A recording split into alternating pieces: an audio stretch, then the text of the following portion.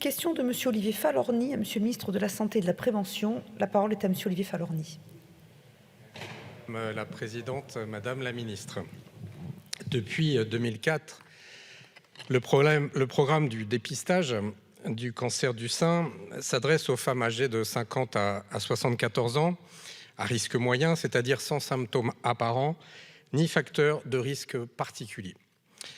Le mois Octobre Rose nous rappelle chaque année que la lutte contre le cancer du sein est une priorité. C'est en effet le cancer le plus fréquent en France et il représente la première cause de décès par cancer chez la femme.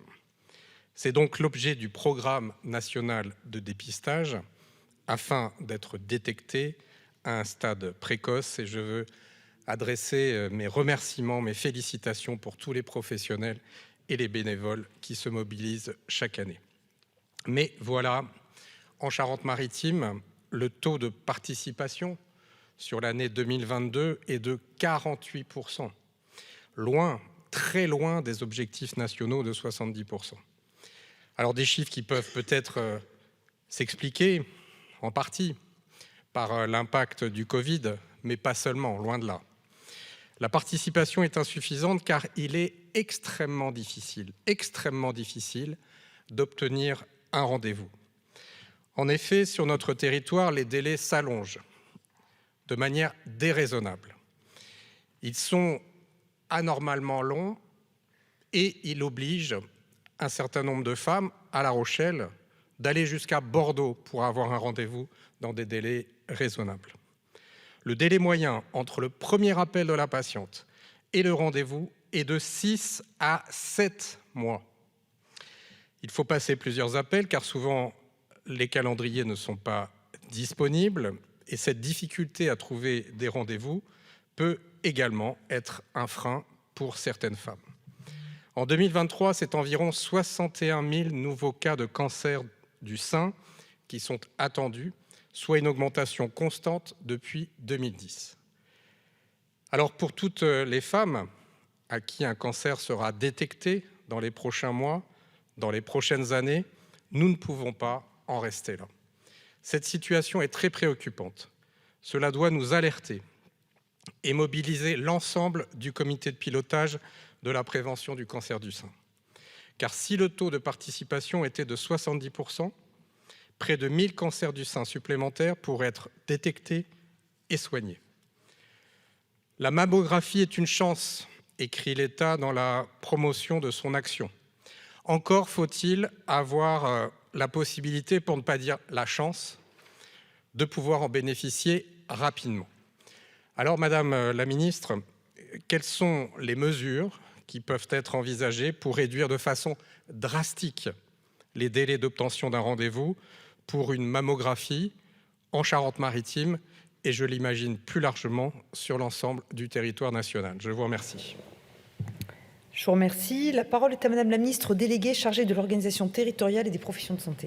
Merci Madame la Présidente. Monsieur le député Olivier Falorni, vous avez raison. Mobiliser tous les leviers pour favoriser le dépistage du cancer du sein est un enjeu essentiel. Les femmes sont largement favorables à ce dépistage, mais encore un nombre insuffisant d'entre elles y participent effectivement. Nous devons tout mettre en œuvre pour les y aider. C'était l'objet de la campagne d'information lancée au cours du mois d'octobre par l'INCa. C'est également un volet important du plan de déploiement des 100 médicobus que j'ai lancé en juillet dernier pour répondre à l'enjeu du dernier kilomètre au plus près des besoins de santé de nos concitoyens. Dans le cadre de la mise en œuvre du projet régional de santé en Nouvelle-Aquitaine, publié le 31 octobre dernier, nous avons, en lien avec les services de l'État, souhaité faire du dépistage du cancer du sein l'une des priorités régionales. C'est pourquoi, en lien avec le Centre régional de coordination des dépistages, le CRCDC, nous avons engagé les chantiers suivants. Dans le cadre du CNR Santé, nous accompagnons une expérimentation mobilisant l'intelligence artificielle pour contribuer au dépistage du cancer, ce qui devait permettre un gain de temps et donc prendre en charge davantage de patientes. L'opération Octobre Rose a également permis l'acquisition d'un mammographe numérique pour une intervention de radiologue de Saintes sur le territoire des Valses de Saintonge, Saint-Jean-d'Angély, qui a le plus faible taux de dépistage dans le département.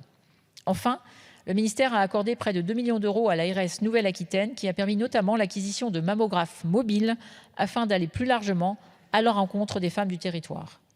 Par ailleurs, un plan d'action est en cours de finalisation par l'ARS en lien avec l'assurance maladie et avec l'appui du centre du CRCDC. L'objectif est d'atteindre 80% de participation en opérant un repérage spécifique des femmes de plus de 50 ans. Une large communication autour du projet sera mise en œuvre, impliquant une mobilisation renforcée de tous les acteurs. Poursuivant une logique d'aller vers, le plan devrait permettre d'augmenter le taux de dépistage de 20% en mobilisant les femmes non participantes habituellement.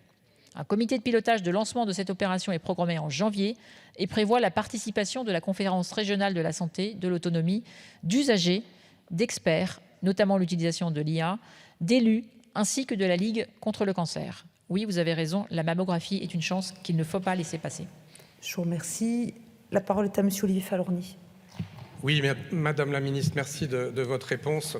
Ma question se résume en une chose et sa conséquence de la même façon. Plus de dépistage, c'est plus de vies de femmes sauvées. Je vous remercie.